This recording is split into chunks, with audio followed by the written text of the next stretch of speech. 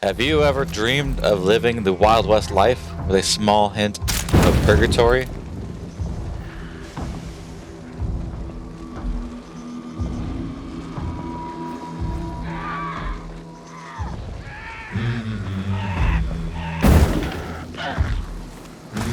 Then welcome to Hunt Showdown.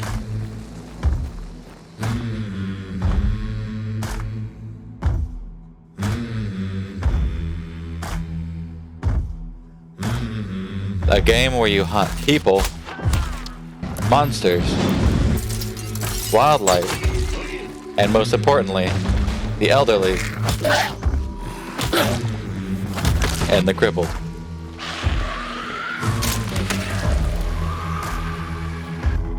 First off, what is Hunt Showdown?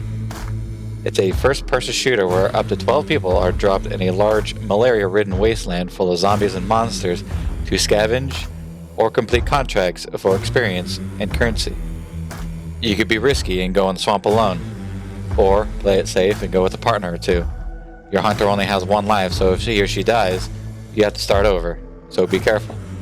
The swamp does not care and will chew up everyone and spit them out.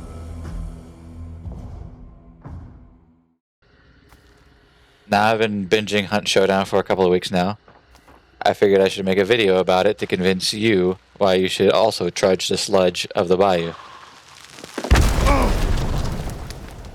This game is a lot of fun, nerve-wracking, and frustrating at times, but addicting nonetheless. To start off, let's talk about your hunter and your gear. The arsenal that you take with you are all classic firearms with manual actions, such as lever actions, bolt actions, breech loaders, single shot and double shot shotguns, pump action shotguns, single action revolvers, bows and crossbows, and lastly, a single Mosin Jimmy rig for full auto. I'm not sure how this works, but call me intrigued.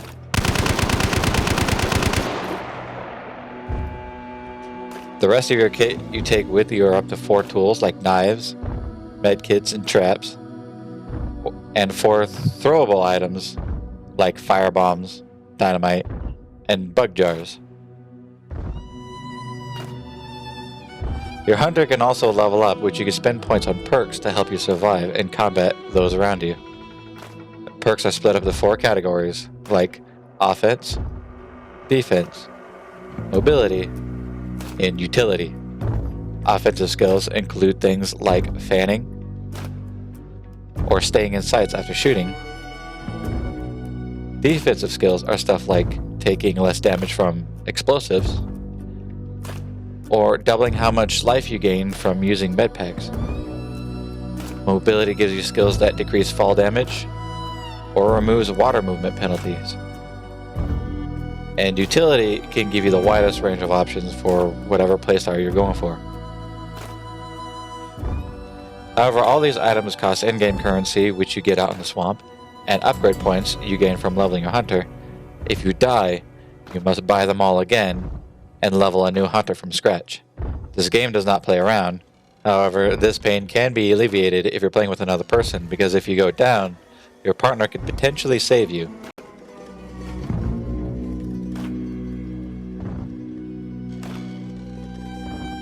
Also, as of right now, if you're playing solo, and if you have the Necromancer perk, you can save yourself, so long as the other parties are not making sure you stay dead.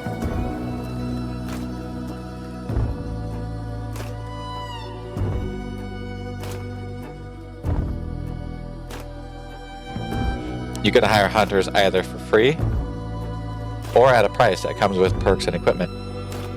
After every match, the game gives you a free reroll, so keep checking in to find a hunter that you would like to pick up.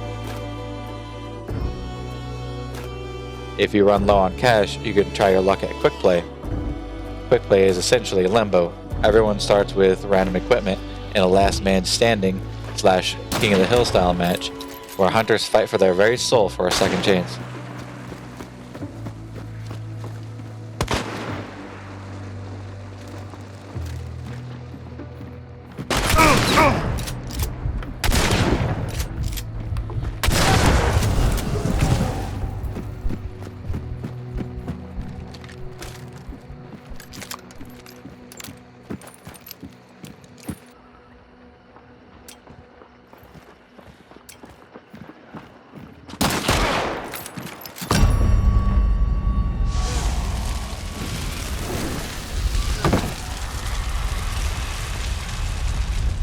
And if you win, you can hire your quick play hunter for free.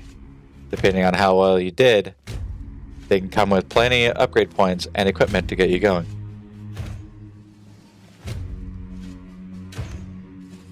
And now for the crux of the Hunt Showdown, the swamp. There are multiple maps you can spawn in against your will, but the gameplay loop doesn't change. The game is split between PvE and PvP. Most of the time you'll be engaged in PvE, as you will kill various undead, loot houses, and look for clues for the 1 or 2 bosses that have spawned on the map. If you don't manage to stumble on the boss's lair early, then the 3 clues that you'll find will guide you to its location. Dark magic flows through the bayou, and all souls trapped inside, including you. Your hunters have what's called dark sight. You can use this dark sight to find clues in the boss lair.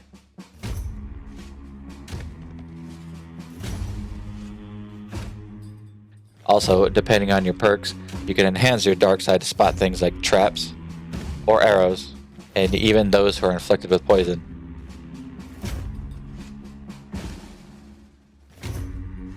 Next step is to find, fight, and kill the boss to banish its soul.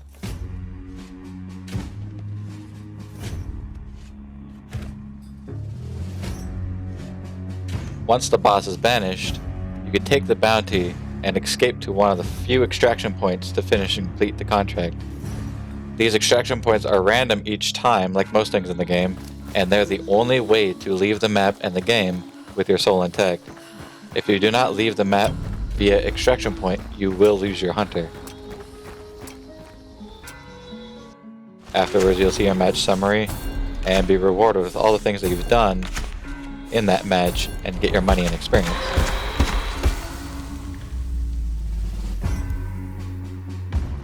Now on the other side of the coin, PvP. When you spawn on the map, you're not the only one. You don't know where anyone is or how many other people there are in this hell with you.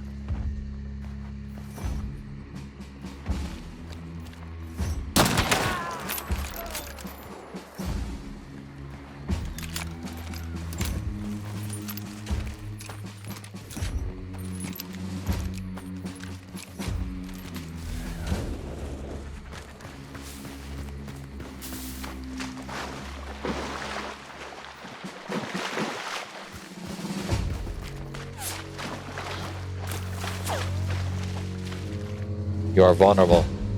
You are always vulnerable. Anybody could be anywhere, and it's up to you to be on your toes. The game tries to make full use of sound cues. Footsteps are loud and trash is everywhere. Gunshots can be heard across the map. Scaring crows and ducks can show everyone your general location, and so on.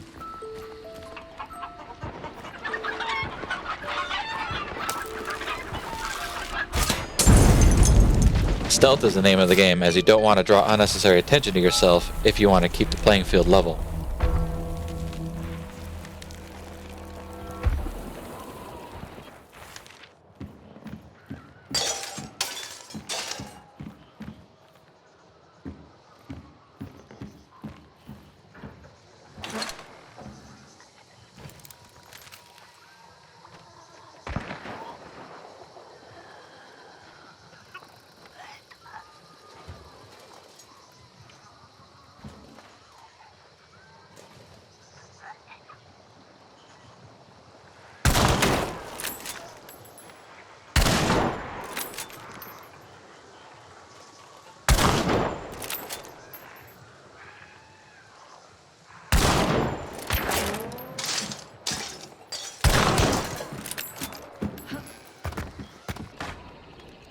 Some people will be running around off doing chores, but most other people will also be looking for clues and fulfilling the boss contracts.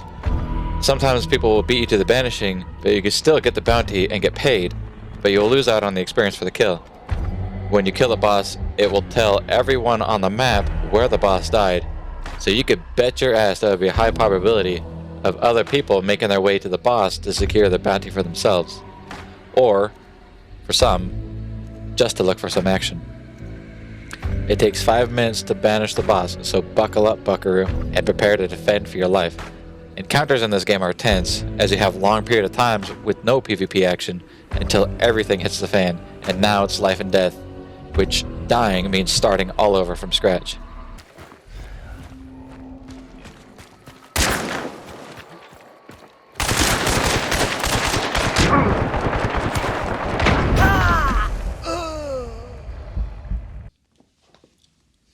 Why do they call him the bullet dodger? Because he dodges bullets, heavy. Once the boss is banished, it'll drop 2 bounties, and whoever grabs the bounty will get their dark sight enhanced by 5 seconds. Or if you're solo with the magpie perk, you'll get 10 seconds. When dark sight is enhanced this way, you can see the general location of nearby hunters. And if you loot downed hunters, you can get some of your dark sight back to help you carry on. However, if anyone picks up a bounty, whether it be from the dead boss or from a downed hunter who is carrying a bounty, it will notify all the other hunters about who has picked up said bounty, and they can look at their map to see where the bounty's current location is. So that means if you have it, everyone knows where you are and where you are going. So if you're headed towards an extraction point, you better hope nobody is headed there to cut you off, or is already lying in wait to try to take it from you.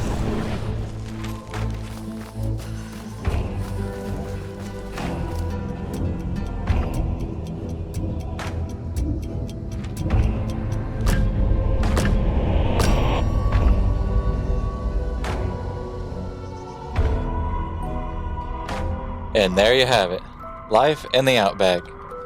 So strap on some overalls, slather on some bug spray, and take a nice dip in the eel-infested waters that is Hunt Showdown. So thank you for watching, and hope to see you out there, fellow hunters.